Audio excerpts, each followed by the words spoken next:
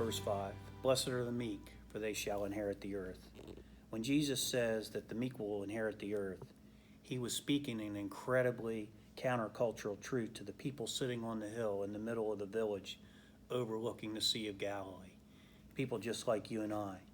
Because the world that they lived in didn't understand weakness or meekness. The world that they lived in understood power. This was a world ruled by Caesar. This is a world where armies made people in rebellion subject to their sheer force. This is a world that turned on the tables of power. Those were the people that inherited the earth. So what was Jesus saying?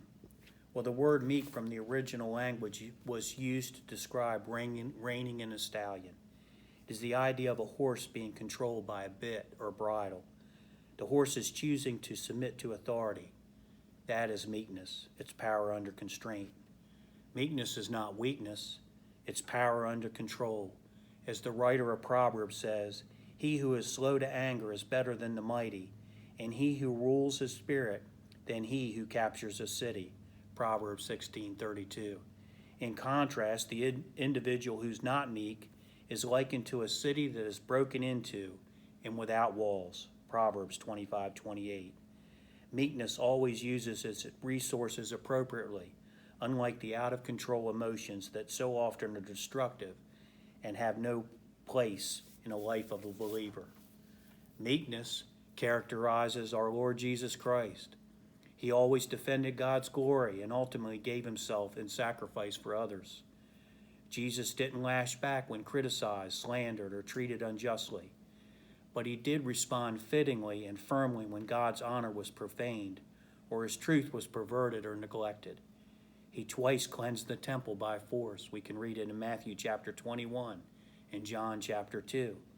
And he repeatedly and fearlessly denounced the hypocrisy of Jewish religious leaders in Matthew 23, Mark 12, and John chapter 8 and 9.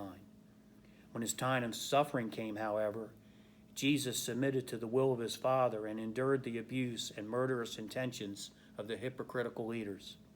He demonstrated meekness to the very end. Being reviled, he did not revile in return. While suffering, he uttered no threats, but kept entrusting himself to him who judges righteously. 1 Peter chapter 2, verse 23. This is the supreme example of power under control.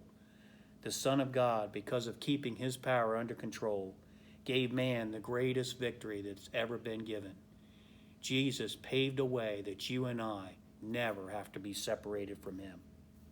Well, although Jesus said, "Blessed are the meek," we don't celebrate meekness in our culture. Instead, we celebrate assertiveness. We celebrate getting things from other people, sometimes even taking advantage of them. When's the last time you saw a movie that celebrated the virtue of meekness?